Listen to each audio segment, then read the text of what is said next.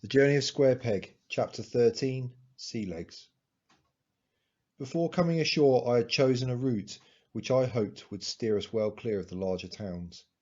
There was no telling what might lie on our route, but staying here was not an option for us, though the wild beauty of the coast was seductive indeed. Everyone needs a place, and ours was not here. I had no hope of finding much to eat between here and home. We had limited time. Such necessity forced us to set off later that day. I used an orienteering compass to find a bearing just east of north, and our long walk began, excited by the welcome change of scene and the pleasures of earthbound rambling. Even the girls chose to walk much of the day, the better to be close to so many unfamiliar new things on their path.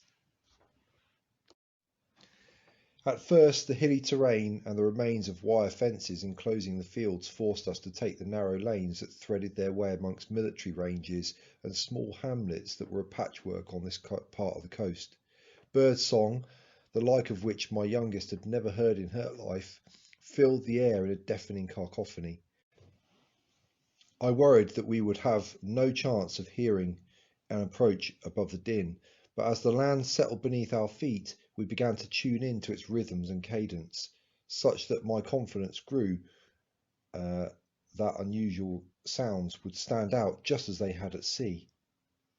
The dangers that surrounded us seemed oddly less extreme than they had on water too. Perhaps facing them in our natural environment suited me better. After all, I was a creature of the land, and my design and instincts were perfectly tuned to it. The wind rushed quietly amid tall grasses, the beauty of its size imperceptible to anyone other than those deprived of it for so long. Streams of light, reflecting from the dancing stems, surged like the aurora borealis before my eyes. Mud and leaf mould squelched underfoot. No brittle new leaves rustled or crunched. There were no trees to drop them there. "There's not a soul around," said Helen. "They must have gone further west." I guessed that many had been stranded in Cornwall and few had been here in the first place. "This neck of the woods has always been off the beaten track," I replied, basking in the safety of our solitude. I couldn't help but remember, though, that Helen loved company as much as I preferred solitude. Perhaps her comment was more an expression of disappointment than anything else. Walking in steady formation, she and Michael stayed low and took turns to progress at the front and the rear of the cart, the ghillie suits well adapted to the grass and bracken of our surroundings, Helen having finally decided to wear hers fully. I walked with my hood down to give the maximum peripheral vision. I was exposed anyway as I pulled the cart to one summit after another, so I might as well be a proper decoy. To save energy, we freewheeled down the hills, each of us perched on the cart's side for a relieving moment as I used my feet on the back wheels to slow us down. "Whee!" cried the children gleefully. Simple pleasures are timeless and outstrip the numbing and hypnotic allure of technology even now. Peals of laughter came from them often. As we walked again, my wife stooped more than once to pick plant leaves here and mushroom there. They were plentiful in the wet grass of the abandoned verges. She had always been an expert in wild food in a way her survivalist husband had neglected to learn. Had I been alone, I probably would have been starving or sick by now. Such is the strength in variety. Teams of clones are weak. Perhaps I surmised marriages of the like-minded are too. Maybe there was hope for us, despite the declaration Helen had made about our future. By mid-afternoon on the second day we saw our first car. It was abandoned and lichen-covered, left in a passing place on the single-track road we were following. Seeing it, my baby girl shouted excitedly and begged to be let down from the cart. She ran to slap the metal with her fat hand as soon as her feet touched the ground. We rested as Helen stayed at her side while she explored this most familiar object for the first time in 3 dimensions. Little fingers explored its surfaces and scraped exposed calipers. I wondered if she would ever hear an engine purr or travel at the speed the way her siblings had. Owing to unbroken windows, the interior was untouched, but its tyres had been slashed and torn off the rims. Its petrol cap was open to the elements, Sniffing, I found no fumes of fuel escaping the nozzle. Eventually, with Eve protesting, we moved on. A mile further up the road, the fringe of what I knew used to be an army armoured battalion headquarters came creeping into our view. Unsure of the reception we'd get and wanting to observe it, we settled in the hollow beneath the root ball of a fallen tree, a natural windbreak created by a hurricane that blasted England when I was my son's age. I took up a position on the rotten trunk that jutted out from the perpendicular disc of soil. It afforded me cover as I observed the installation with my binoculars.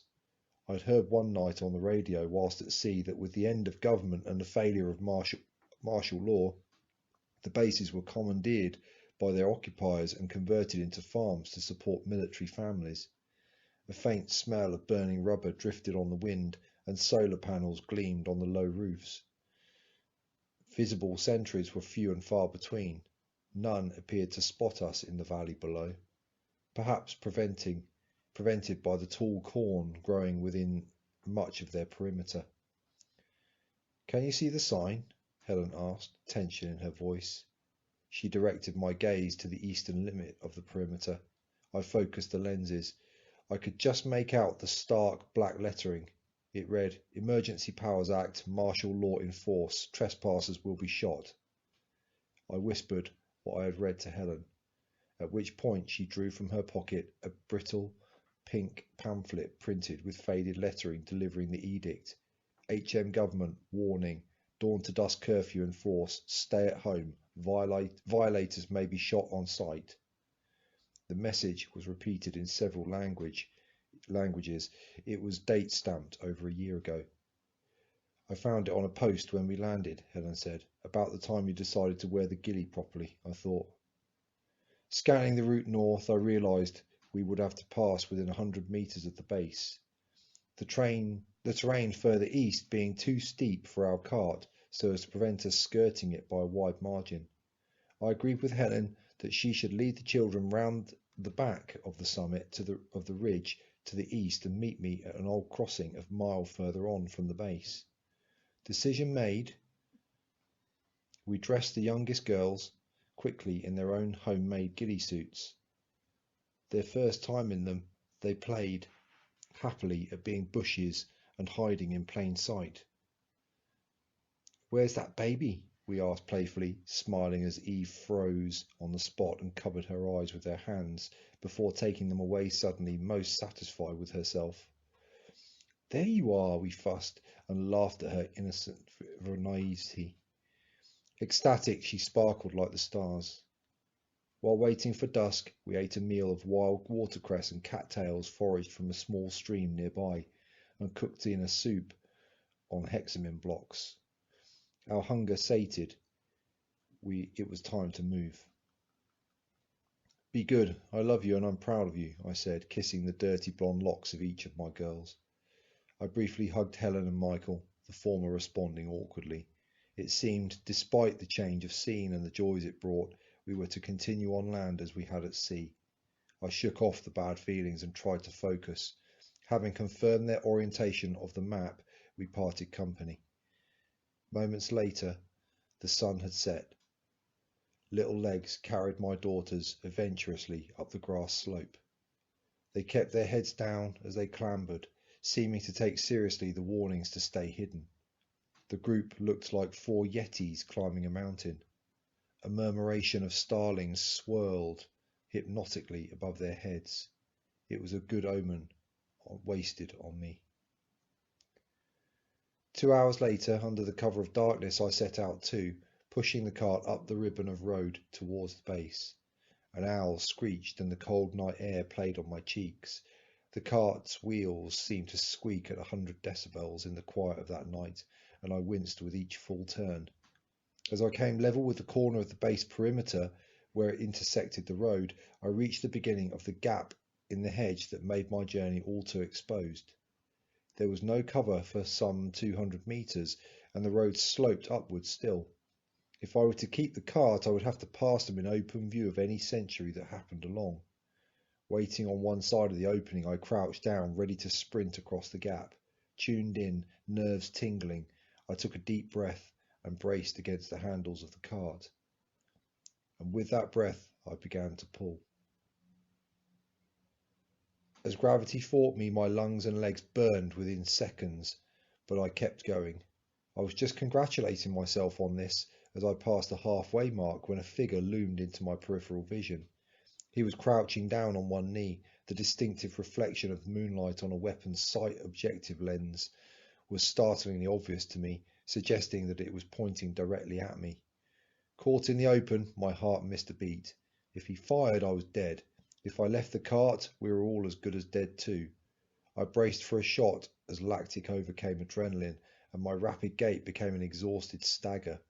I kept moving. I had nowhere to hide and was determined to keep our vital supplies.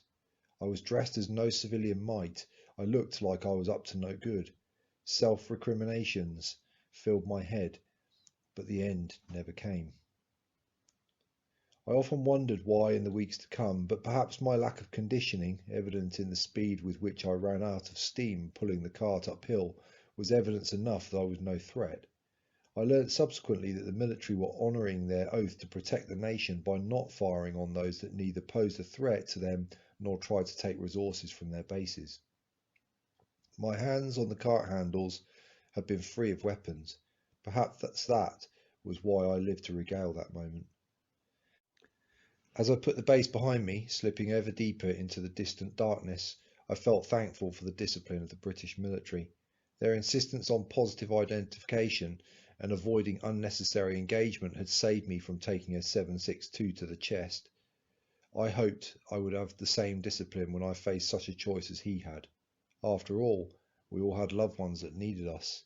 Taking one life could destroy so many more. 30 minutes after this frightening experience, I reached the crossroads and wheeled the car onto the overgrown verge. Nothing approached along the dirt-covered road. Only the wind, twisting bracken and bending hedgerows made any sound. Moving away from the cart, which seemed to stand out loudly in the stillness of the night, I hunkered down with my back to a low-growing hedge and lowered my hood so that my family would be able to see me. But where were they? They had such a head start, surely they must have been able to get here by now. I was scanning the hills behind me as anxiety welled in my throat. Nothing moved. I became more concerned, turning to watch the base as I waited there. Moments later, I jumped out of my skin as something touched my back. Leaping away, I turned my head in shock, finding, hidden in the dry ditch behind me, a crop of perfectly concealed family members, their wide smiles shining in the dark. They grinned at the success of their ruse, the girls failing to stifle giggles of delight. I'd had no idea they were there. God, I moaned with a relieved grin. I'll need to up my game if I'm going to make it home alive. Clambering out of the dry ditch, the girls giggled again. Don't worry, Dad, they ribbed me. We'll look after you. And with that, still laughing, they climbed onto the cart with a little help from Michael. I did not tell them of my near miss with the sentry. I didn't want to scare them. Instead, I praised their skills at hiding. An hour later, having passed many rough, muddy fields where little grass grew, we came upon the turning to the private road of a farmstead nestled in a hollow 300 feet or so back from the road. Little more could be seen by the naked eye, but my torchlight picked out razor wire around the perimeter of the fields adjacent to it. Damn, swore Michael ahead of us. What is it? I whispered urgently, wondering why he'd made such a noise so close to a building. I trod in something gross, he answered, chided by my tone. What was it? I asked, but the moon, drifting out momentarily from behind its blanket of clouds, revealed the answer to me. Rotten mounds of tattered human clothing lay in the road near the sealed gate, weighed down by blemished skeletons. Rusty weapons lay near them. Bundles of human hair capped these deposits on the road. Beyond the gate, a 4x4 was parked, the driver's door open, seats blackened with mould. Another mound near its rear wheel arch.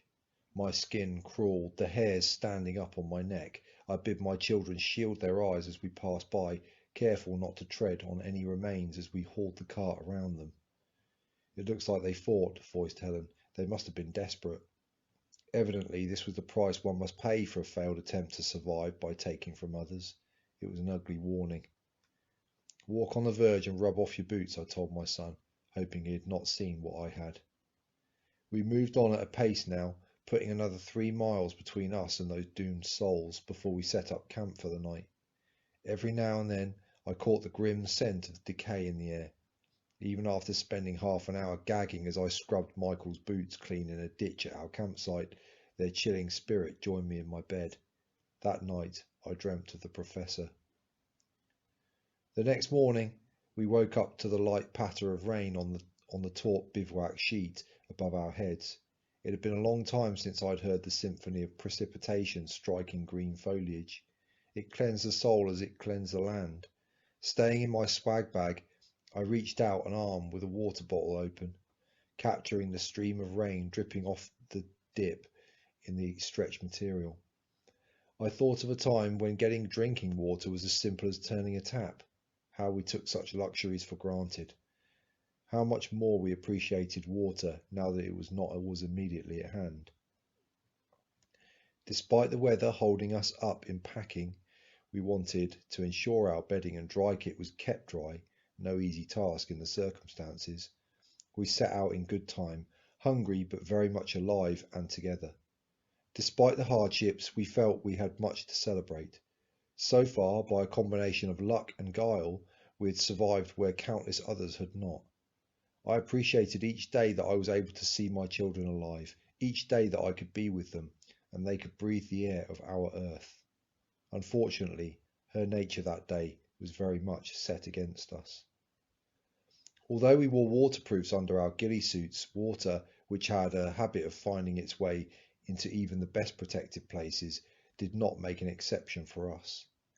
As the day wore on, the rain penetrated ever more easily into our clothes, seeping through the repaired bullet holes in our coats, forming cold rivulets that trickled blackly to the very centre of our souls.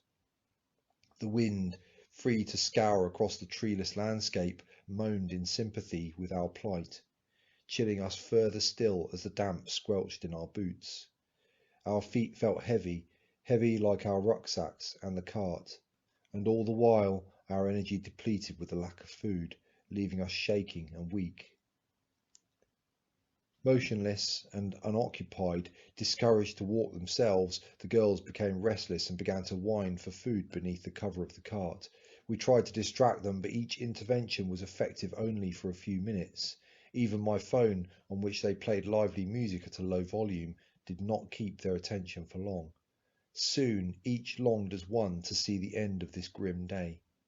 As we walked, we passed many possible shelters, but with negativity ascending each time we found fault in them and decided to press on while the daylight allowed, hoping all the while to find something better.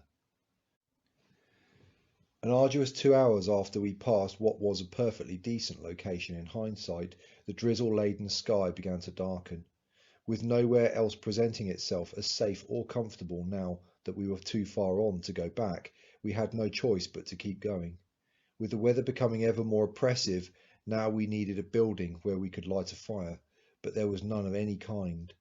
All the while the relentless wall of water worked its insidious fingers into us, slowly turning to a heavy shower that formed deep lakes in lanes whose drains were blocked with mud and leaves. It became clear that it had been a serious mistake to push on the extra time. As the rain lashed down, the going became slower and slower until, with a terrible sense of foreboding, I agreed to take to a side road towards a village 3 miles off the main drag. I knew the village we headed towards. I'd often stopped there for a drink in the local pub when I was younger. How many things had changed. I carried far more weight on my shoulders now than as a young man, although I had managed to fulfill the oath made to myself in the pub back then, that I would not own more than a cartload of possessions in my life. This wasn't quite what I'd had in mind. The evening was darkening rapidly, and the lane was enclosed on all sides by high hedges, exacerbating the depletion of light. Unable to recognise the landmarks, losing track of time in our dire march, we pushed on regardless. The rain lanced into my eyes as, behind me, Helen pushed the cart. All the while she fought to keep the sailcloth shelter over my daughters taut enough to roll the water off it, yet open enough so that they would not suffocate as they huddled out of the rain. Behind us, Michael trudged in mournful silence, glancing now and then as his sentry role demanded, but struggling just to put one sodden foot in front of the other. Head bowed, he stumbled occasionally, not answering my encouraging calls to him. "We have to get him out of this weather," I urged my wife. "Can we sit him in the cart?" "There's no room with the girls in there. He's wet already," she replied, swearing as the water pooled on the cloth and then was released in a torrent onto her foot. "Come on, Michael," she called back. "It's not far now." I wondered if she knew how bad he was. Later that evening, having passed distant dry houses where dim light pierced tattered curtains in cruel mockery, and having been open to the emotionless attack of the weather all the while, we finally reached the village. No lights shone anywhere along its narrow lanes. There was no one to be seen amongst the ancient stone cottages that formed its centre, yet we passed on now with a heightened alertness, for this was surely our greatest risk so far. Yet we happened upon nothing of note as we traipsed the final streets, and soon the white iron gate of a little church with a plaque reading St. Mary's above it loomed out of the darkness like a beacon. With the last of my strength, I wrenched open the rusted gate to make way for the cart and hauled it into the little yard. We hid it behind the building, which was a ghostly shadow in the damp darkness, pushing it as far out of sight of the road as we could muster. Puffing with exertion and wiping the rain from my eyes, I tried to focus on my next steps. Quieting the girls as they began to cry to be let down, Michael stood close by, a hand on the wall to steady himself, shoulders down and leaning forwards as water dripped relentlessly from the tendrils of his ghillie. My heart began to beat the deeper rhythm of anticipation and fear. My pistol drawn, gripped in a frozen and shaking hand, with rainwater sliding in rivulets off the trigger guard to soak my sleeve, I risked switching on my torch, turned the corner, and entered the church through the broken sacristy door. I swept the building quickly, satisfying myself with a cursory check, and wasted no time in waving my family to follow me out of the rain. "Okay, son?" I asked as Michael came in. His brow furrowed as he showed little awareness of me, shivering uncontrollably while he led his sisters in, arresting their falls as they stumbled along under the protective curtain of his ghillie suit. He looked so weak I wondered if it were actually they that were holding him up. Prongs of cold jabbed at my bones as I feverishly searched the spaces within once more. It was empty. The pews and pulpit doubtless lay as ash in some nearby hearth. Only the stone font stood in proud defiance within the echoing chamber, and as my gaze was drawn towards it, I spied the ancient spire-like cover hanging high above, a masterpiece of craftsmanship. I closed my eyes in conflicted realization, stood still a moment. An involuntary moan from Michael brought me back to my senses. I did not need to look to know he was suffering, for I could hear his teeth grating. He was doubtless slipping into hypothermia. By this point, I had numb hands and had stopped shivering. I was beginning to feel claustrophobic in my clothes, fighting a mad euphoria that began to well inside me, wanting to strip to breathe easier. Something in my subconscious spurred me not to concede, drove me to action. It was the drive to protect him. It was overcoming my own decline. The makers of the font cover could never have guessed it would prove vital as a life-saving solution, for my misgivings could not trammel urgent need. Moving torchlight lit the high ceiling, tracing the line of the winch cable that suspended the intricate spire, and as I found its handle hidden behind a long curtain by a side entrance, I cranked it with the last of my strength. At last the dark treasure lay prostrate on the flagstones below. Without remorse now, I drove my heel down on the hardwood tip, and it gave way. The freed cable end, supporting a shard of broken wood, scored a lazy lemniscate on the ancient, dusty floor as it swung like a pendulum away. The saints observed impassively from dark corners. Moments later, my numb hands sent a white-hot magnesium spark off my flint firelighter into a bead of insulation plucked from a hole in my quilted undercoat. Despite the intensity, the damp material would not catch, I swore. Since I had used the last of my dry tinder, I had not found any replacement for it, and I despaired. Looking around, I could see no other suitable flammable material in the church.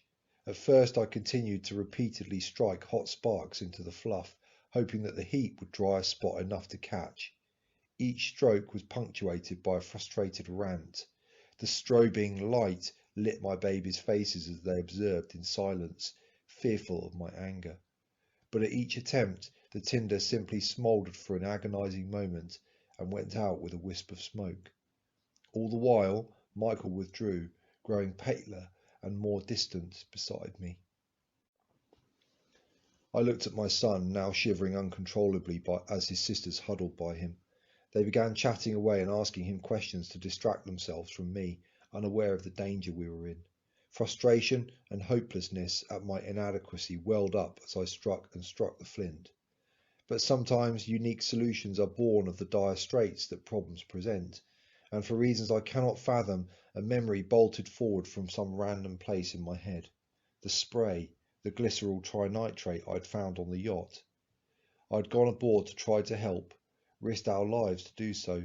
Could that risk that had yielded only haunting horror now save us? Girls, I said as calmly as I could, sit with your brother. How warm do you think you can make him? It's a challenge. I bet you can't make him as warm as I can. I am giving you 2 minutes to do your very best. Ready, steady, go. And with that, I ran outside to our cart. Fumbling in the driving rain, my torchlight unveiled against all tactical considerations, I searched the spare kit bags on the cart. Water dripped off me, hitting the contents in treacherous patches. The wind drove its icy fingers through me, clenched me, squeezed my muscles tight, a death grip for anyone less bloody-minded than me. And then, as I began to swear in anger at my failure, my hand found it in the bottom of a bag. The tiny cylinder scavenged and thrown there, just in case. As I recovered the cart and turned towards the tiny door, I spied my wife bent over in the gloom, picking things from the ground. I knew from experience what she would be doing. Her motives were to put provision for her children before her own well-being. I wanted to help her, to tell her I cared too, but the pressing matter of the fire drew me in from the rain. My son, now blue-lipped, was sat against the wall when I returned, his sisters spreading themselves out as much as they could on his side and shoulders, smearing him with their warm bodies through his wet clothes. He did not acknowledge them, just stared ahead vacantly. He seemed lost in a world of anguish. I called the eldest girl to my side, instructed her to pump the spray onto the insulation as I knelt poised with the flint. As soon as she moved her hand away, a shower of sparks shot out.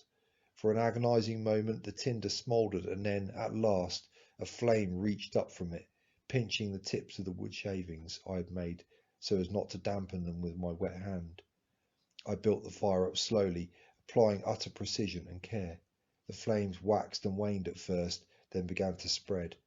Soon, accompanied by my huge relief, a small fire burned in that tiny room below the bell chamber.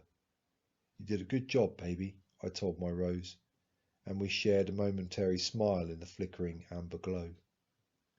Satisfied and settling my children by the fire, I set about stripping my son of his wet clothes, wrapping him in the dusty old wool curtain that had hidden the winch. The girls crawled inside the wool too, shrieking with masochistic amusement as his freezing skin radiated cold through their dry clothes. I knew he would be okay now. After all, my daughters never seemed to stop moving. My wife appeared then, a huge bunch of graveyard sorrel held in her alabaster hand. Despite her own discomfort, she seemed impervious to the effects of the cold, took it in her stride as just another hardship to add to the pile. You look cosy, she smiled at Michael, apparently unaware of how very dangerous it had been for him. But then, empathy wasn't her strong point in all the years I'd known her.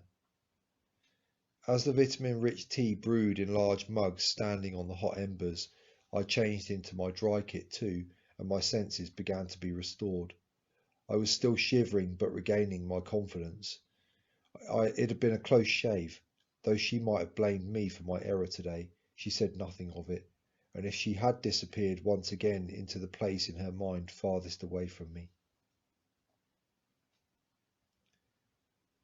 "I'm so cold," I grimaced to her, and I gingerly tried to dance the heat back into my limbs. Staring at the burning pile, Helen did not answer, but sat unmoving and silent, barely even noticing the entreaties of her youngest to play with her. The wind moaned outside, only her shadow danced with us in the dying light of the smouldering fire. Our acidic drinks were a metaphor. What is good for us is not always what is pleasant at the time. I was paying the price for what I believed to be self-evident. Yet, had she not often paid a price for the same thing? Those times when she suggested I ask for God's help, I'd always shot her down, but as I write this now, I wonder, even against my better judgment, if perhaps there was meaning in the location of our deliverance.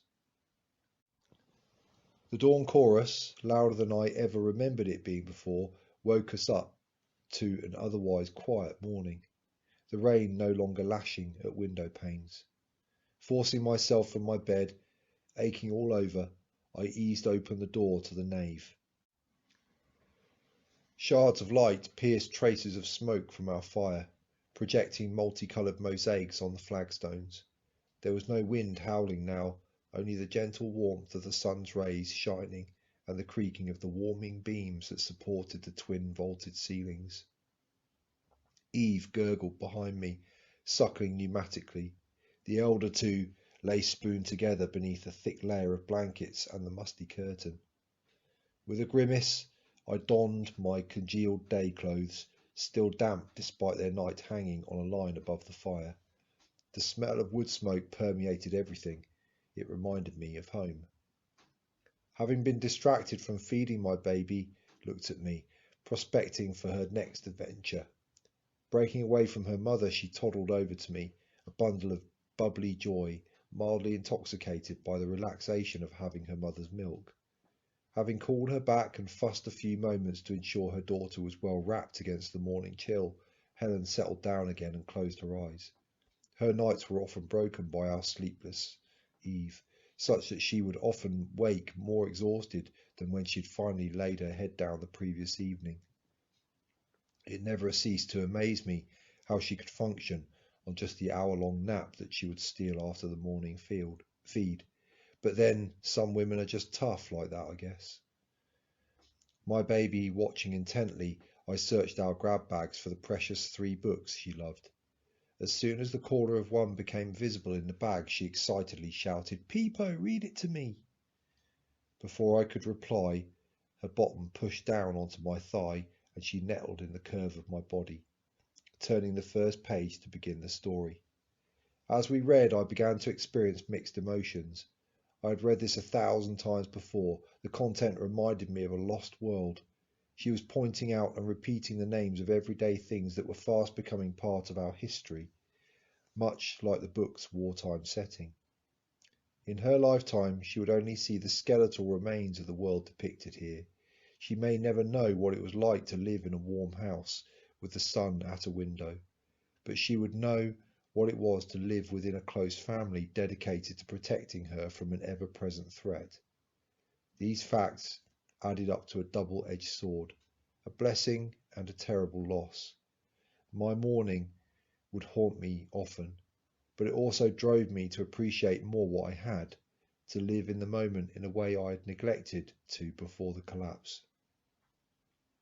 As we shared the book, I, knowing the words by heart, recited as if reading, but stole the moment to stare long and hard at my child, drinking in Eve's distracting beauty, from the light curls of her clean hair to the curve of her ears and the pout of her lips beyond the contour of a fat cheek. I was utterly in love with my girls. Nothing else really mattered to me. My love for them knew no bounds. They were my heartbeat, the rise and fall of my chest, my purpose. What joy it was to read with Eve in the morning light. It was something my comfortable former life would never have allowed me to do, leaving for work most days, long before Rose awoke. I was too busy stepping on the treadmill, heart aching at the separation and loss, living under the cosh while they grew each day beyond my sight. How things had changed. How I never wished for that life of estrangement again. Even in all the hardship and horror of our current existence, we were living now, not wasting a moment on empty or pointless things as we had before. Having finished the story more than once at her command, I watched her run about in the empty nave, and swung her by her arms, both of us laughing, tickling her and hugging her. She was light in my arms, but not emaciated. So far we'd managed to forage enough food to stave off malnutrition, but my empty stomach and lack of energy made me wonder how she would fare in time without a fish diet and her mother's milk. Her condition now was nothing short of miraculous given the hand-to-mouth existence we had. It was mostly down to Helen's skill and dedication. She was determined that our two youngest girls would be kept well despite our hardships, and seemed to draw strength from the challenge. I drew great comfort from knowing how resourceful Helen was, yet we remained estranged. When my son and wife appeared together at the bellroom door, squirming in their damp day clothes, the baby decided that she needed to pee, and Helen opted to take her outside, guarded by my suited son, who was the worse for wear but roughly functioning. He approached me to pass me a radio, sporting the earpiece to the other along with his bow. In the bellroom, Rose slept soundly still, a scarf of strawberry blonde hair curled around her neck. She had been tucked in with the blankets folded twice for extra thickness, and she snoozed with the faintest of breaths. Moving to check her, I found her nose was warm to the touch, and she shuffled sleepily.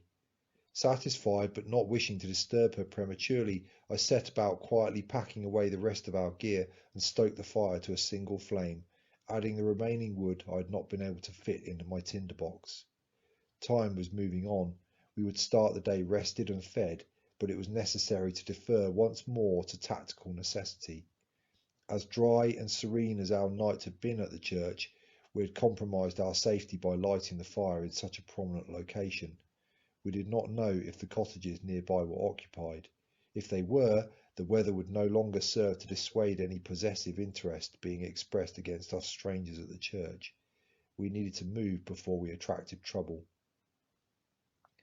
Satisfied I'd missed nothing, I hefted up one of the bags, and venturing outside, I spied my wife stalking in the long grass once more. Eve toddled and chatted along in her wake, stopping to make jokes and revelling in her attention. Occasionally Helen would stoop behind the ancient headstones with Eve watching at her shoulder, and reappear, slipping her hand into a cotton bag slung on her shoulder. At the eastern end of the graveyard, bathed in bright sunshine, an expanse of more recent graves reached out towards the gable end of a cottage that adjoined the perimeter wall. There was no movement at the small window set in its lichen mottled stone. No noise of any kind could be heard around us save for the distinctive songs of a thrush nightingale and a blackbird. Crouching in the southwest corner of the church, my family behind me in the darker corners of the yard, I kept vigil and took in the rows of graves as I waited for the solar panel to charge our spare batteries. The autumn sun gently warmed me as I sat there, glad that having charged our radios and torches the 2 days before the rain, a little power was spare to top up the telephone. It contained our old pictures and a library of music incomprehensibly precious to us. Perhaps if we had a better end today, my children would enjoy it together in their beds tonight, rather than focusing on the demands of survival. Stepping lightly through the thick grass, Helen came nearer. "There are no markings on some of these," she said, pointing at the graves. Indeed, no headstones were set in the earthen mounds. There weren't even wooden crosses. Those nearest the church sported faded family photographs encased in clear plastic sleeves and weighed down with stones. They bore the images of loved ones, smiling on holiday, relaxing in a garden chair. Further out, the mounds were larger, as if covering more than one person. They were unmarked. All were overgrown, fading beneath the tendrils of foliage as nature reclaimed the land for herself. The secrets, hopes, fears, and the story of their lives would live on only in those who remembered them. No granite plinth would mark their moment in history. No one would read their name and work out their age as they came wandering about this tranquil space years from now. I, like them, was now, and would be gone one day, lying deep below the fresh air and the cacophony of birdsong that adorned our beautiful country, as clouds drifted ceaselessly above, marking the passage of time on scales beyond our comprehension. With no one around after all, and the drama and punishment of the night before, it took time for us to recover our strength and feel truly ready to walk again. Waiting for our clothes to dry on our bodies before risking more chafing, we took our time, making small adjustments and repacking the cart. A walnut tree was shedding nuts by the bucket load in the yard. The girls readily set to work collecting them in a string bag, guarded all the while by their brother. Time passed, the earth turned, the cold breeze blew, and Mother Nature recuperated peacefully, holding us survivors gently in her cupped hands.